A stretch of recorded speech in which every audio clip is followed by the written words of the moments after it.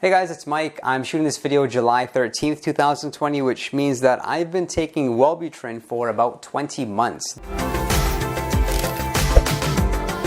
This is what it looks like. In my opinion, it doesn't make too much of a difference whether you use the brand or the generic. So I was first introduced to Wellbutrin back around 2013, 2014. I've made a more comprehensive video, which I will link over here.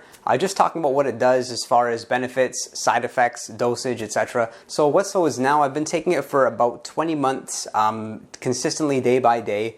And at the beginning, I found it was just really good to get me out of some sort of slump. So I wouldn't call Wellbutrin a nootropic, but very often people are asking me what's the ideal nootropic or nootropic stack to help get out of a slump. And that's where I think that Wellbutrin can really make a big difference, because what I would say makes Wellbutrin a bit unique is that you're able to feel your normal self as far as like your personality, your behavior, the person that your friends and family are accustomed to seeing and meeting, but you have more physical energy. And I find that I procrastinate a lot less. Like from the time that I have an idea to the time that I execute an idea, like that interval of time in between is a lot shorter. So that's one reason I like it. It's really good, again, for getting out of a slump. I know a lot of people use it as an antidepressant. That's where it's pretty much most popular, or seasonal affective disorder. I would say it's kind of only appropriate if you were like me in that you tried a number of SSRIs and didn't see results. That's how I was introduced to Wellbutrin, was that I was using different SSRIs and they were all causing like weight gain. Just gaining bad weight, being more hungry, whereas Wellbutrin, most of the research actually shows that it helps with weight loss versus weight gain.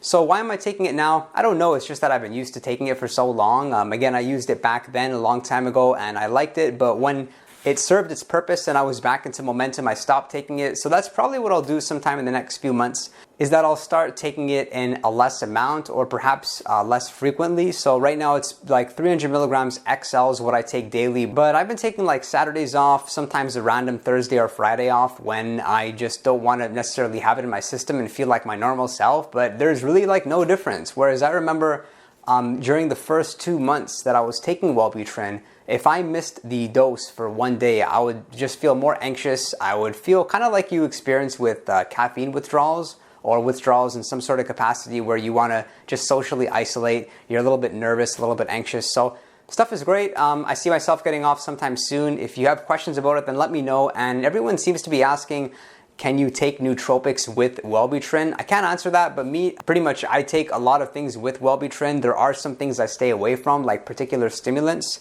For instance, like yohimbine and Wellbutrin, I would never mix those two because I've tried it and I just got an uncomfortable feeling. But as far as like most of the nootropics that I talk about, like the Adaptogens, like the Racetams, I found that there isn't too much of an interaction and I feel okay. And I'll look forward to seeing you all next time.